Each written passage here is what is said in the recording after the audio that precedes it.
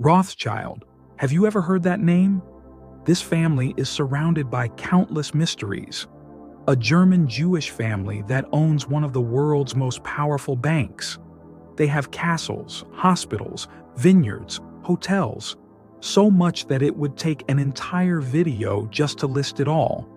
With so much wealth, it's no surprise there are conspiracy theories and bizarre stories about them. The family is extremely secretive and avoids discussing these topics. So, what's being hidden about the Rothschilds? Why is there so much mystery surrounding them? This family has grown into something more than just a family. It's a dynasty. Some say they have $2 trillion in assets worldwide and even influence global politics. I researched, filtered, and discovered where it all began. Let's go back to Frankfurt, Germany, in 1769, in the Jewish ghetto. Mayor Amschel Rothschild, whom we'll just call Mayor for simplicity, and his wife had 19 children. It was a different era and only 10 survived, 5 sons and 5 daughters. Like all Jews of that time, the Rothschilds were not free and lived under heavy restrictions. They were confined to the worst parts of the city and faced anti-Semitism. Jews in Frankfurt couldn't work in agriculture or craftsmanship, nor could they trade high-value goods like weapons or silk. With few options, Meyer started with textiles, later trying his hand at coin trading. He quickly showed a talent for it. Meyer worked as a broker, like a modern-day stockbroker, and built such a strong reputation that he managed finances for the Crown Prince, Prince William of Hesse-Kassel. Whenever William wanted to buy gold coins, he'd ask Meyer to procure them on the market. Meyer would even borrow money to buy the gold before the prince asked for it, selling it to him at a healthy profit. He played both roles, buyer and seller, maximizing his profit from every angle. Meyer didn't just make a living from these transactions, he secured 2 revenue streams. First, he took an 8% commission. Second, he leveraged his market position to anticipate and maximize his gains with every deal. Through this, Meyer didn't just grow wealthy, he laid the foundation of a future dynasty. By 1782, Meyer had amassed a fortune and became the investment manager for Prince William's vast wealth. But for Meyer, this was only the beginning. To establish a foothold in the financial world, he needed to evolve into banking, a move that provided legitimacy and credibility. By the end of the 1700s, he was Frankfurt's wealthiest man. But Meyer wanted more than money. He wanted power, and a power that would last, passed down through generations. To build such an enduring legacy, he had to think beyond Frankfurt or even Prussia. He taught his sons the business, gradually bringing them into the fold. To expand, he sent 4 of his 5 sons to Europe's major capitals, Vienna, Naples, Paris, and the largest city of the 19th century, London. At the start of the 1800s, the UK was the world's superpower, its economy driven by the Industrial Revolution. Nathan, the son sent to London, grew up under immense pressure to raise the family's wealth even further.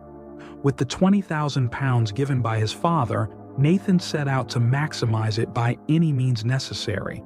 He invested in textiles, the beating heart of the British economy at that time, benefiting from new technology and rising demand at home and abroad. He bought raw cotton and silk from ships, sold them to factories, then sold the finished textiles, rapidly turning £20,000 into £60,000. Nathan also ventured into the smuggling of precious metals. Within a few years of arriving in London, he amassed £800,000, using it to establish the first Rothschild bank outside Frankfurt. The Rothschild brothers, spread across Europe, still operated as a single unit, pooling assets for greater capital power. If one brother faced trouble, the others would help. Their bank became Europe's largest financing governments during crises, and today, remains one of the world's leading independent financial institutions. But it was in 1815 that Nathan Rothschild made the deal of the century. Europe was in the grip of the Napoleonic Wars. For over 20 years after the French Revolution, Europe's economy was incredibly unstable. Nathan single-handedly financed the British war effort, providing gold for the army, and profited from this arrangement. The Rothschilds had a network that allowed them to quickly relay information across Europe, giving them an advantage over others. They learned the outcome of the Battle of Waterloo well before the British government and the public did. Knowing that Wellington had won, Nathan spread misinformation, suggesting Britain had lost, causing panic on the London Stock Exchange. As investors scrambled to sell, Nathan bought up shares at bargain prices. When the truth about the British victory came out, share prices surged, vastly increasing the Rothschild family's wealth overnight. By the 1840s, the Rothschilds expanded their wealth by financing railroads across Europe, with Salomon building the first major line in Austria, and James financing the line connecting Paris and Belgium. But alongside their growing fortune, ordinary people struggled with low wages and poor working conditions, as the industrialists of that era often prioritized wealth accumulation above all else. After James Rothschild's death in 1868, younger generations continued the legacy, investing internationally in Egypt's Suez Canal and Indian railways. Maintaining a dynasty across generations is challenging. Most empires collapse by the third generation. To preserve wealth and influence, the Rothschilds encouraged cousin marriages, maintaining family ties and financial unity. Only male heirs were allowed to manage the business, ensuring that family branches without sons, like the German and Naples lines, eventually dissolved. At the dawn of the 20th century, as tensions in Europe mounted, the family's influence was undeniable. They financed both sides in World War I, making fortunes from the chaos. Their banking network allowed them to transfer funds across borders, even during blockades and wartime restrictions. Wars became a lucrative business, and the Rothschild network remained unparalleled, with its ability to channel funds and information faster than any competitor. With the end of World War I came economic hardship, widening wealth gaps, and a resentment that fueled the rise of figures like Hitler. He blamed the wealthy, especially Jewish bankers, for Germany's woes. When Hitler rose to power, the Rothschilds found themselves targeted due to their wealth and influence. In the meantime, his father, Edouard, along with uncles Robert and Henry, faced the revocation of their French nationality. This led the family into a period of significant financial and personal losses, with assets seized and properties confiscated. Despite this, the London branch of the family was heavily invested in post-war reconstruction projects, financing essential infrastructure like railways and urban redevelopment. The family's financial interests primarily rested within a listed holding company, uniting both the French and British branches. Their operations had expanded beyond traditional banking into asset management, consulting, and diversified investments. In France, the Rothschilds remained influential, particularly through Guy de Rothschild, who maintained close ties with powerful figures such as Georges Pompidou, a former director of the Rothschild Bank, and later prime ministers like Balladur and Chirac. However, when the left came to power in 1981 under Mitterrand, the Rothschilds lost control of their bank and other companies in sectors like mining and railroads.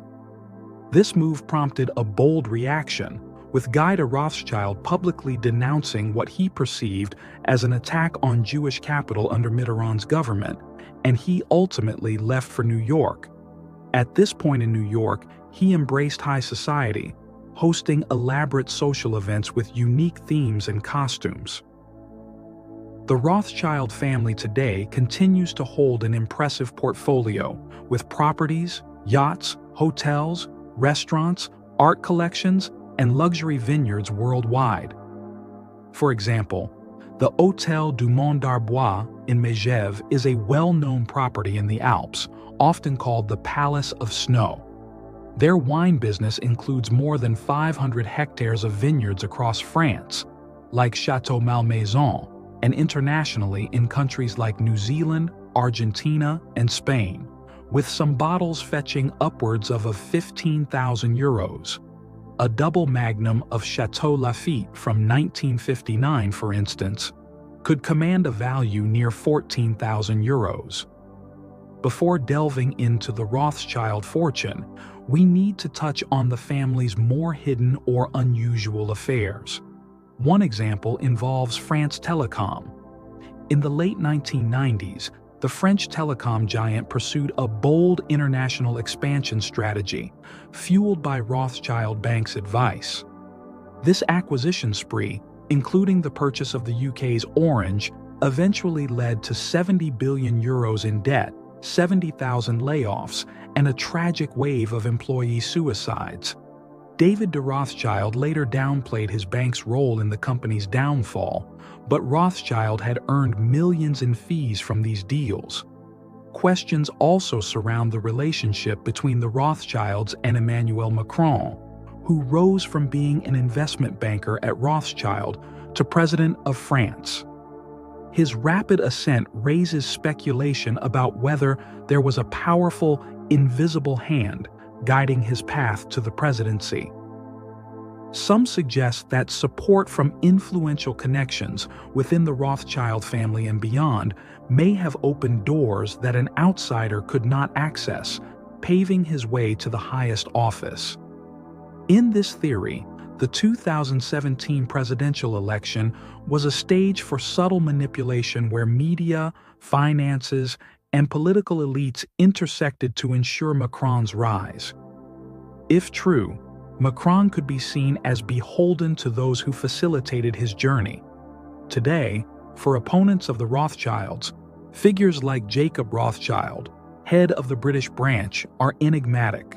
Comparisons are often drawn between him and characters like Mr. Burns from The Simpsons, reflecting his portrayal in online discussions as someone controlling global banks from behind the scenes. Jacob, who passed away on February 26, 2024, had connections across high society, even with figures like former U.S. President Bill Clinton. Although there is no factual basis for claims of Rothschild control over institutions like the Federal Reserve or the European Central Bank, the family's proximity to global power invites speculation. Their significant philanthropic efforts, business empire, and accumulated wealth, estimated between 350 billion euros to 1 trillion euros, add fuel to these theories, even though their fortune is widely spread among family members and thus doesn't place them in the top 20 wealthiest families in France. Ultimately, instead of focusing on others' power, we should ask ourselves how we choose to live our own lives. The reality is that the influence of any powerful family is a secondary concern compared to our own choices and actions. If you feel a lack of power or freedom in your life, the solution lies in personal growth and finding control where you can.